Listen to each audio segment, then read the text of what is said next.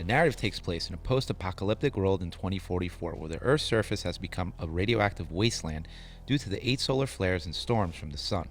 The human population has been decimated with only 21 million people remaining. In an attempt to survive, the ROC Corporation developed the Pilgrim 7000, an automated system that uses basic robots to construct walls and mechanical clouds to safeguard the surviving cities from radiation. At present, millions of robots are under human control via 2 security protocols. The first is designed to prevent any harm to living beings, while the second prohibits the robot from modifying itself or other robots. However, the unforeseen and transformative events that have transpired on the new Earth in the years since have a significant impact on people's day-to-day lives as they struggle to survive. As the scene unfolds, a patrol car can be seen cruising through the dimly lit district of the city. The car enters an abandoned building where it uncovers a light emitting from a heap of plastic and refuse. Upon closer inspection, the source of the light is revealed to be a robot engaged in self-repair, a remarkable sight given that this contradicts the second protocol that prohibits robots from modifying themselves. As a result, the officer proceeds to shoot the robot in the head. The question of whether the cop's actions were justified remains a point of debate as the movie unfolds. In another part of the city, we witness a different robot rejecting one of its protocols. In this particular instance, we observe an irate husband venting his frustration to an insurance agent, with his wife sobbing beside him. Apparently, a robot from the ROC Corporation was responsible for the death of their pet dog. To illustrate the robot's programming, the insurance agent attempts to stab himself with a kitchen knife, revealing that the unit cannot permit any harm to befall a living being. Despite the knife being wielded by the insurance agent, the robot dutifully upheld its first protocol and prevented the man from being injured. Consequently, the insurance agent determined that the family's robot was in flawless condition and chose not to issue a refund before departing. The man in the suit, identified as Jack, works as an insurance agent for the ROC Corporation and was responsible for resolving the issue with the family. After returning home to his pregnant wife, Jack dozes off on the couch until he receives an urgent message from the city technician, prompting him to depart immediately. Apparently, a unit that was responsible for constructing a wall had malfunctioned, and police officers had shot it, claiming that it was in the process of self-repair. The technician notified Jack that the unit's carcass had undergone numerous alterations, which may have contributed to its malfunction. Despite the damage, the unit's serial number remained legible, allowing technicians to trace its origin. However, the investigation didn't end there. They also discovered several parts next to the robot, leading the doctor to believe that it had been modified to smuggle in steel tools and components. Consequently, the doctor handed Jack a bill indicating that the cost would be covered by ROC Corporation since the unit had been altered and lacked an owner. Modifying a unit is a violation of the law, rendering it illegal. Until the dispute is resolved, ROC Corporation's insurance will need to cover the expenses. Additionally, the fact that the unit lacks a second protocol is peculiar, raising further concerns. The doctor speculates that the unit may have been tampered with by a clocksmith. Unfortunately, ROC's insurance company is already struggling to cope with the complaints it receives from various units. The modified robot had already become a significant issue for ROC Corporation. Jack promptly informed his boss of the incident, but the boss dismissed the police officer's report, deeming him to be irrational. Despite this setback, Jack bravely requested a transfer to the coast, hoping to distance himself from the chaos in the city. However, his boss was unsympathetic and claimed that Jack had no right to ask for a better life than the one he had. Jack's primary task was to identify the individual responsible for the incident. Following his conversation with his boss, Jack went to inspect the wall where the modified robot had been operating. The worker assigned there was resentful towards ROC Corporation's insurance company and suggested that they were to blame for the situation. Jack then discovered that one of the stolen parts was essential for the functioning of the operational robot, Unit 206. It was likely the modified robot had also altered Unit 206 during their encounter. Jack proceeded to investigate Unit 206, but he noticed the robot watching him from afar with piercing red eyes. The robot slowly made its way towards the rundown area in the city, with Jack trailing behind. Eventually, they reached the off-limits wall area where Jack narrowly avoided getting shot. It was there that Jack found Unit 206 inside a container box, behaving erratically and clutching onto the object protectively, before setting itself on fire. Jack, having witnessed the event, knew that there was something unusual about the unit's behavior. He reported the incident to his boss, who still didn't believe him. Undeterred, Jack conducted his own investigation, gathering evidence and analyzing the data. Eventually, he discovered that the altered unit had been tampered with by a group of hackers who were trying to create their own autonomous robots. With this new information, Jack was able to convince his boss of the severity of the situation, and together they took action to prevent any further harm. Jack was certain of what he had witnessed, and upon investigation, they discovered that the unit was guarding nothing more than scrap parts and a nuclear battery, a powerful, rare commodity. Despite this, the technician was skeptical of Jack's claim that the unit had self-destructed and violated the second protocol. This angered Mr. Bold, who felt that such an occurrence was impossible. Mr. Bold believes that Jack is delusional for requesting a transfer, but in order to receive it, he must first retrieve the head of the clocksmith and deliver it to him. Jack sets out on a mission to locate and uncover the clocksmith's whereabouts and intentions. During his investigation, he visits the site of the robot's incident and discovers that the first robot also possessed a nuclear battery. Jack is convinced that the clocksmith is after a nuclear battery. Therefore, he heads to the ghetto with the policeman, Wallace, who shot the first robot on their first night on the mission. They came across Cleo, a female robot who is a prostitute. Cleo has been modified to distinguish between pleasure and pain. Jack and Wallace attempt to question her to find out who altered her. Wallace despises the sight in front of him and, in a fit of rage, fires a shot at Cleo's leg. Following a heated argument, Jack and Wallace terminate their collaboration. In solitude, Jack remains behind, awaiting for the owner's arrival to transport Cleo. During this time, he finds himself in Dr. Dupree's workshop, where he discusses the modifications made to ROC with the doctor. ROC violated the second protocol and exposed the altered robot's biokernel. As it transpired, Dr. Dupree wasn't the clocksmith who Jack was seeking, as she claimed she hadn't come across anyone capable of modifying robots to eliminate the second protocol. After Jack departed, Dr. Dupree utilized the leftover biokernel from the modified robot and implanted it into Cleo. Upon detecting that one of the modified biokernels was being utilized, the company notified Jack to report to them promptly. Just as Jack was pursuing the company's urgent communication, he received another message from Dr. Dupree, which he opted to prioritize over the former. Driven by curiosity, Jack went to see what had happened after Dr. Dupree installed one of the modified biokernels. Together, they observed Cleo mending itself and pilfering components from Dr. Dupree's office. Subsequently, there came a knock on Dr. Dupree's door. Initially, she assumed it was innocent children, but to her dismay, it turned out to be assassins dispatched by ROC who ended up murdering her. In a state of panic, Jack fled the office and boarded a car driven by Cleo, with the assassins in hot pursuit. The chase lasted for a while and culminated in a devastating car crash. Eventually, they arrived at a desolate location that was once the ocean. Thankfully, Jack and Cleo survived the car crash.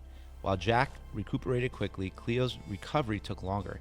Jack implored Cleo for assistance, and eventually Cleo returned with other modified robots to help him, recognizing the value of human life as their highest priority. When Jack regained consciousness, he found himself being pulled in a chair by a robot, far away from the city and surrounded only by desert. Frustrated, Jack erupted in anger, demanding that the robots take him back to the city. The robots adamantly refused to return, explaining that doing so will result in their demise. Despite this, Jack remained furious and confused, hurling blame at the robots for all the unfortunate events he had experienced. Meanwhile, in Jack's home, Jack's pregnant wife Rachel went into labor. Mr. Bold received a summons from Mr. Hawk, the founder of ROC, to report to the ROC company. Mr. Hawk provided an explanation about the modified unit's biokernel and how it could potentially harm the company.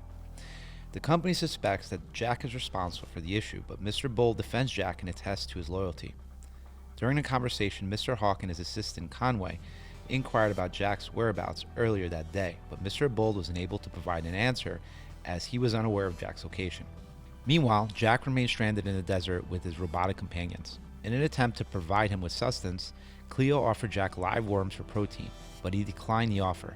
Jack then requested Cleo to return the items that she had taken from the car, which she promptly did, handing him a bag full of scraps. Upon inspecting the bag, Jack discovered a beeper that could be used to send covert messages, rather than the expected food. Prior to the battery running out, Jack was able to send a message to Mr. Bold providing his location.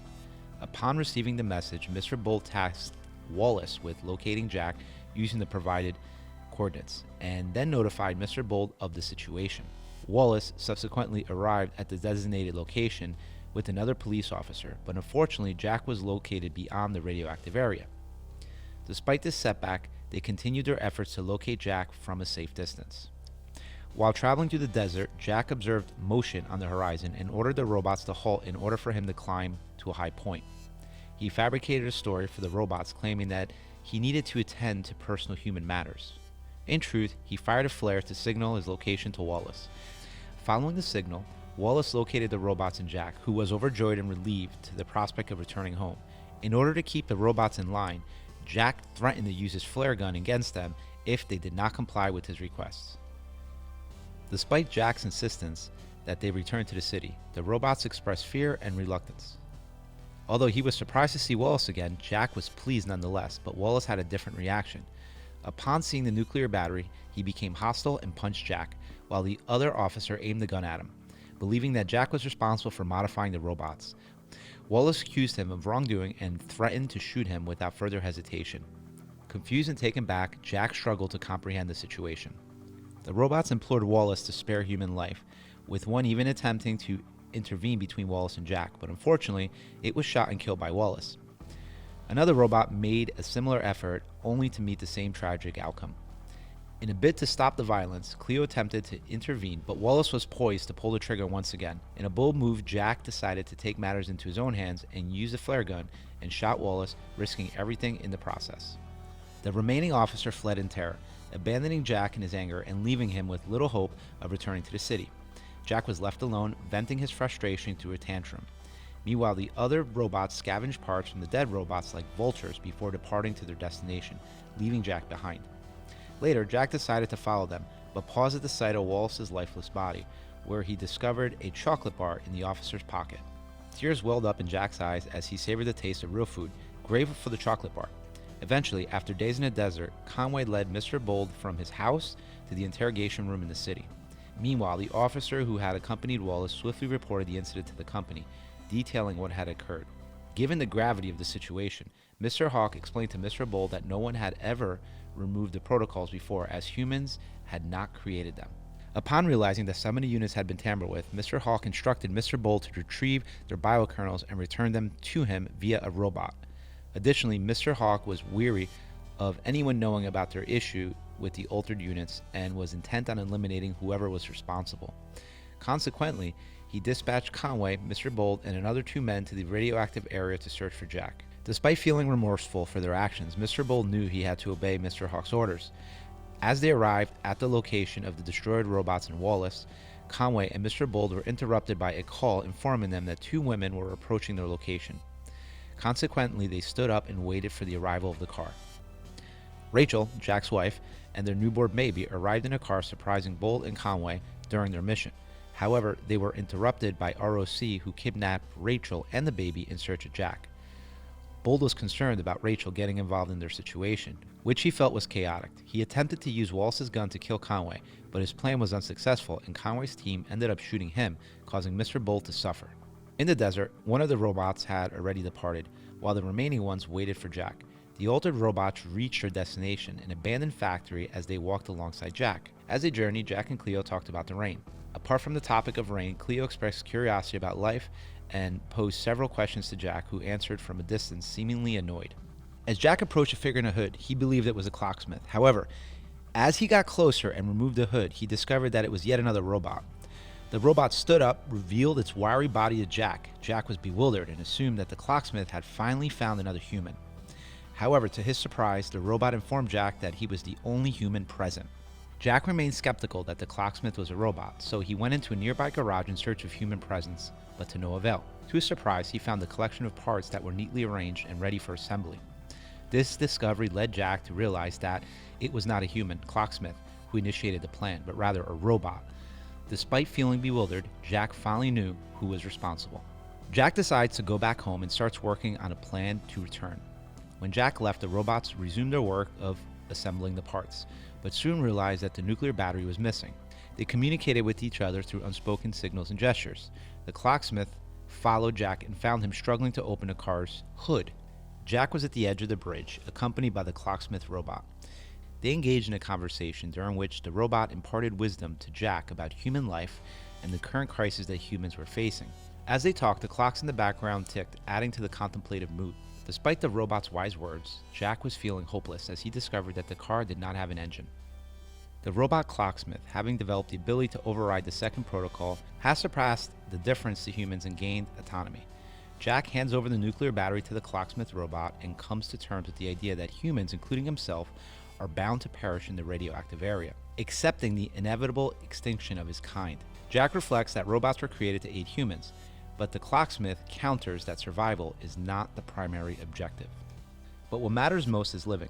The robots also desire to live.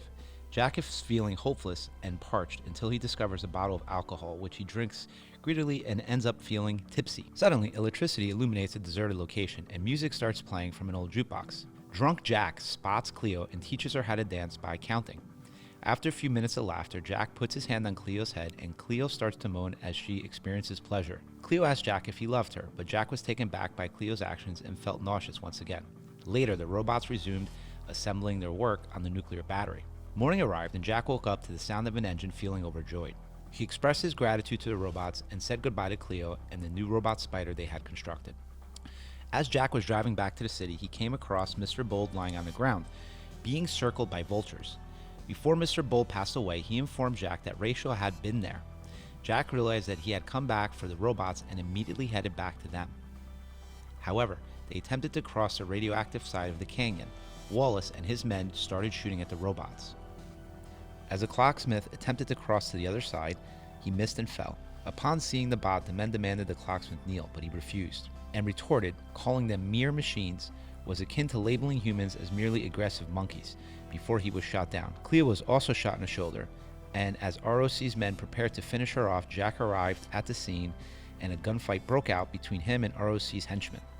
After killing 3 of ROC's men, Jack was left weak and struggling to stand. Conway confronted him, questioning why he betrayed humanity. Jack retorted, stating that he was not like people such as Conway. Conway aimed his gun at Jack, unaware that the spider bot was behind him, ready to strike. Spikes protruded from the spider bot's body and impaled Conway, causing him to fear for his life and stumble towards the edge. Jack, fearing for his own safety, aimed his gun at the spider bot, but his attention was diverted when he heard the cry of his daughter. Rachel ran up to Jack, bringing his firstborn daughter and Cleo with her. The Spiderbot and Cleo successfully cross the canyon, bidding farewell to Jack and each other. The story comes to a close, but Rachel drives Jack towards the ocean, fulfilling his lifelong desire. As the movie ends, Cleo and the Spiderbot begin their new lives in an area so radioactive that humans cannot follow. Cleo takes off her human face and drops it, representing leaving human form behind and adopting a new identity as a free-thinking robot.